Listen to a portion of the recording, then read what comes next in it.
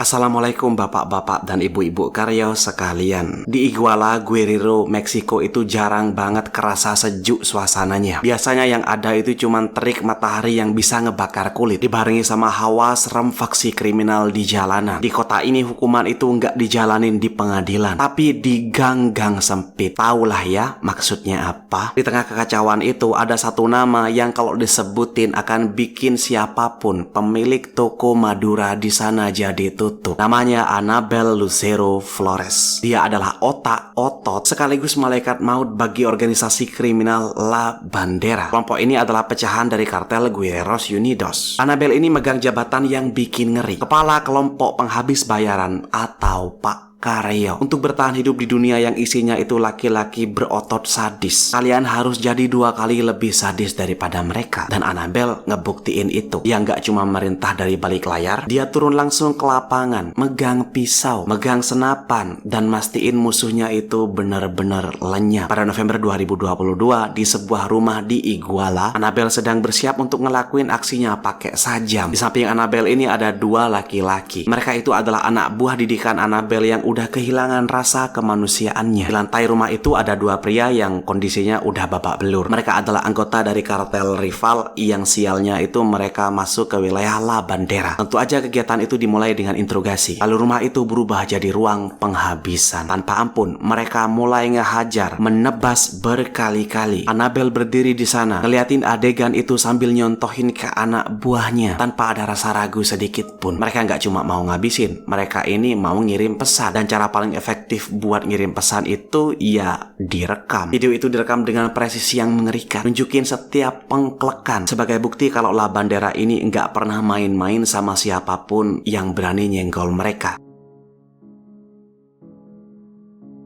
Lalu beberapa hari kemudian sebuah video itu beredar di grup-grup WhatsApp dan media sosial lokal. Awalnya orang-orang mengira kalau video itu cuma video eksekusi biasa. Dibilang biasa itu maksudnya bagi orang-orang Meksiko yang udah kebiasaan dengan hal-hal ngeri ya. Begitu video diputar isinya ya Anabel dan 2 anak buahnya yang lagi ngabisin 2 orang di rumah yang saya bahas barusan. Rekamannya mentah, tanpa sensor, itu pasti. Kilatan pisau, jeritan kayak hewan kurban, dan cairan merah itu di mana-mana. Tapi kejutan yang sebenarnya itu baru muncul di akhir-akhir video. Video originalnya tuh ada tulisan kayak gini. Ini yang terjadi kalau kalian macam-macam di wilayah kami. Karma itu nyata dan datangnya itu lebih cepat daripada yang kalian kira. Kamera lalu pindah ke cuplikan di outdoor. Lokasinya di pinggiran Jalan Federal Iguala Teloloapan. Jalur aspal panjang yang membelah perbukitan. Di pinggir jalan raya itu ada beberapa korban jiwa yang udah terbaring di tanah. Di tengah tumpukan itu ada 1 orang yang ada di awal video. Dia adalah Anabel Lucero Flores, si Ratu Jagal, kepala Pak Karyo yang baru aja beberapa menit yang lalu di video yang sama habis ngabisin orang dengan cara yang kejam banget. Di sampingnya juga ada beberapa anak buahnya dengan pesan kartel di sampingnya.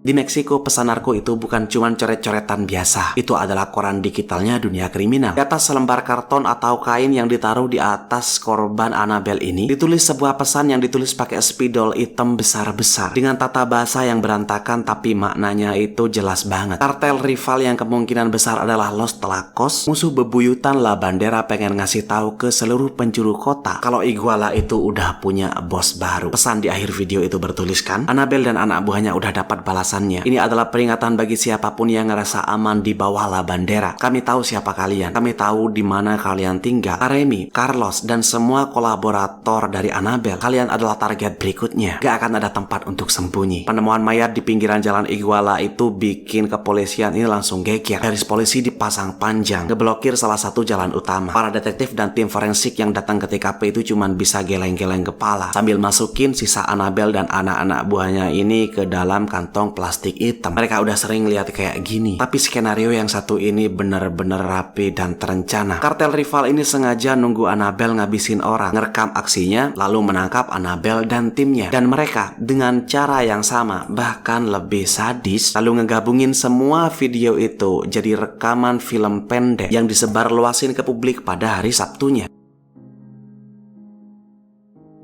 Cerita tentang Annabelle ini adalah tragedi di Meksiko yang udah terjadi selama puluhan tahun. Siklus kekerasan yang udah nggak pernah putus, dimana hari ini mereka jadi algojo dan besok mereka bisa aja jadi korbannya. Annabelle mengira dengan senapan di tangannya dan koneksi aparat yang udah deket banget sama dia bisa jadi penguasa tanpa resiko. Dia lupa kalau di atas langit masih ada langit hitam yang jauh lebih gelap. Kartel rival yang ngabisin Annabelle itu pengen nunjukin kalau kekuasaan lah bandera di Iguala itu udah habis. Sekarang setelah video itu viral, masyarakat di kota itu baru takut. Orang-orang kayak Aremi yang disebutin di pesan mungkin lagi buru-buru packing koper, nyari tiket penerbangan pertama keluar dari Meksiko, atau malah lagi gemeteran di dalam rumahnya yang dijaga ketat. Nunggu kapan giliran pintu rumah mereka didobrak pakai senapan mesin. Nama lain yang disebutin di pesan itu juga mungkin udah ngilang karena tahu namanya udah kesebar sebagai target mati. Di kota kayak gini, suara tembakan itu udah kayak Nina Bobo. Gak hanya masyarakat ya, sikarionya ya juga takut. Mereka cuma bisa berdoa semoga nama mereka nggak sengaja kesebut di dalam video-video eksekusi berikutnya. Baik, saya rasa cukup. Tetaplah aman dan makasih udah nonton sampai akhir.